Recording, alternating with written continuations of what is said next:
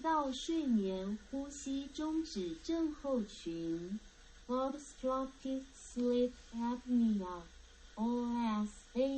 与抱枕，这两者其实有密切关联。某些特殊设计的睡眠抱枕或姿势枕，确实能帮助减轻睡眠呼吸中止的症状。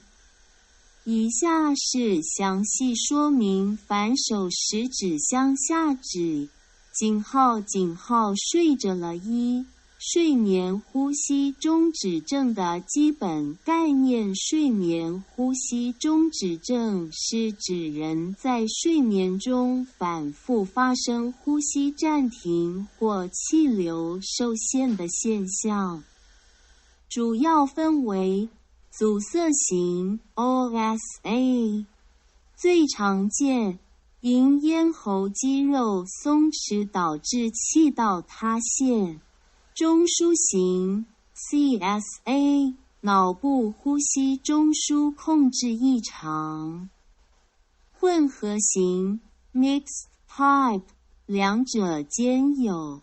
典型症状：睡觉时打鼾大声，断续星号，睡醒仍疲倦星号，白天嗜睡，注意力差星号，夜间频尿星号，长期可导致高血压、心脏病、代谢症候群。井号床2，抱枕的辅助作用对于轻度或中度的阻塞型睡眠呼吸中止症。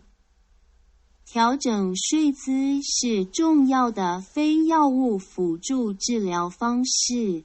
井号勾号按钮抱枕能帮助的原理：一、防止仰睡 supine position， 仰睡时舌根和软腭最容易下垂，阻塞气道。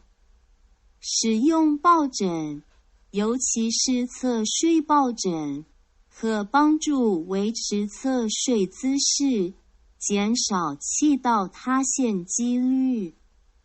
二、支撑身体与颈部特殊形状的抱枕可支撑肩膀、胸部与腿部，减轻气道压力。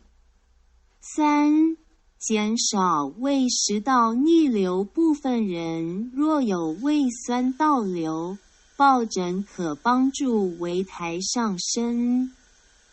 减少夜间逆流对气道刺激。井号拼图3，常见抱枕类型与建议。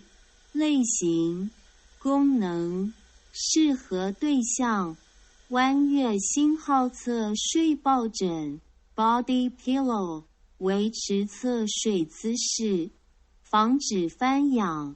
轻 Q 的中度 OSA 患者，蝴蝶星号人体工学抱枕，蝶形或 U 型，支撑颈部与肩部，使呼吸道畅通。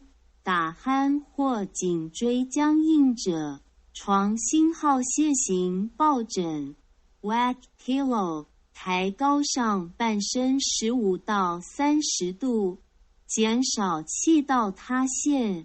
有鼻塞或胃食道逆流者，尾气 CPAP 专用枕，配合呼吸器，正压呼吸机。使用避开管路压力。使用 CPAP 者，警告4。注意事项星号抱枕警示辅助措施。中重度患者仍需使用星号 CPAP， 持续正压呼吸器星号。若体重过重、颈围粗或有鼻中隔偏曲者，应同时控制体重或寻求医疗治疗。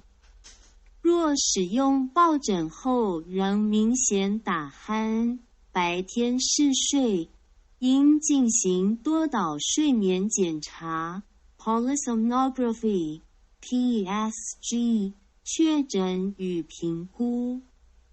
井号灯泡小建议最佳睡姿：左侧卧，头略高，下巴略收。理想搭配：抱枕加鼻通贴加适度体重控制。避免事项：睡前饮酒、服镇静剂、过饱进食。是否希望我帮你整理成一份反手食指向右指睡眠呼吸中指正的睡姿与抱枕辅助教学 PowerPoint 繁体中文，含插图25pt 字体，可以让长者或患者容易理解如何用正确姿势与抱枕改善睡眠品质。